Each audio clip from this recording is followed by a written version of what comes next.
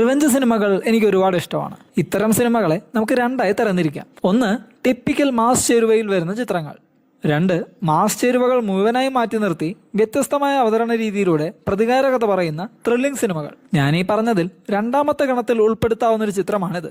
ചിത്രം 2012 ദുൽഖർ സൽമാൻ നായകനായി രൂപേഷ് പീതാംബരന്റെ സംവിധാനത്തിൽ പുറത്തിറങ്ങിയ തീവ്രം. സിനിമാ പാർക്ക് എന്ന വ്യക്തിയാണ് ഈ ചിത്രം എനിക്ക് സജസ്റ്റ് ചെയ്തത്. ഞാൻ 6ാം ക്ലാസ്സിൽ പഠിക്കുമ്പോഴാണ് ഈ ചിത്രം പുറത്തിറങ്ങുന്നത്. എന്നിട്ടും സിനിമാ പാർക്ക് എന്ന വ്യക്തിയുടെ സജഷനിലൂടെയാണ് ഞാൻ ഈ ചിത്രത്തെ പറ്റി ഓർക്കുന്നതും ഈ ചിത്രം മുഴുവനായി കാണുന്നതും. ഇത്രയും നാളും ഈ ചിത്രം കാണാതിരുന്നത് ഒരു നഷ്ടമായി പോയി എന്ന് ഈ ചിത്രം കണ്ടു കഴിഞ്ഞപ്പോൾ എനിക്ക് മനസ്സിലായി. ഒരു പ്രത്യേക കളർ ഗ്രേഡിംഗ് ആണ് ഈ ചിത്രത്തിൻ്റെത്. ചിത്രത്തിന്റെ പ്രമേയം പ്രതികാരമാണ്. ആദ്യ പകുതിയിൽ നായകൻ വില്ലനെ ശാരീരികമായി ഉപദ്രവിക്കുന്ന സീനുകളൊക്കെ കണ്ടപ്പോൾ ഇത്തരമൊരു ചിത്രം ആ കാലത്ത് ഇറങ്ങിയിരുന്നു എന്ന് എനിക്ക് തോന്നിപ്പോയി. ചിത്രത്തിൽ നായകന്റെ പ്രവർത്തികൾക്കെല്ലാം അങ്ങേയറ്റം അർഹിക്കുന്ന ഒരു മോട്ടീവാണ് ചിത്രത്തിൽ നായകന്റേത്. ഈ സിനിമയിൽ നായകനേക്കാൾ നമ്മെ കൂടുതൽ ആകർഷിക്കുന്ന ഒരു കഥാപാത്രം അത് നടൻ ശ്രീനിവാസന്റെയാണ്. ഒരു നിഗൂഢമായ ത്രില്ലർ സിനിമയായിട്ടും ഒരു ടിപ്പിക്കൽ പോലീസ് കഥാപാത്രത്തിന് പകരം നടൻ ശ്രീനിവാസന്റെ കഥാപാത്രത്തെ എഴുതി വെച്ച രീതി വളരെ വ്യത്യസ്തമായിരുന്നു. അതായത് നമുക്ക് യഥാർത്ഥ ജീവിതത്തിൽ ബന്ധപ്പെടുത്താൻ സാധിക്കുന്ന ഒരു യുക്തിസഹമായ എന്നാൽ വളരെ ബുദ്ധിശാലിയായ ഒരു അന്വേഷണ ഉദ്യോഗസ്ഥൻ. ചിത്രത്തിന്റെ തുടക്കത്തിൽ ഈ കഥാപാത്രത്തിന്റെ കുറച്ച് സീനുകളിൽ നിന്ന് തന്നെ നിങ്ങൾക്കത് മനസ്സിലാവും. ഈ സീൻ എത്തുമ്പോൾ പ്രേക്ഷകരായ നമുക്ക് എന്താണോ പറയാനുണ്ടാവുക അത് തന്നെയായിരുന്നു നടൻ ശ്രീനിവാസന്റെ കഥാപാത്രത്തിന്റെ മറുപടി.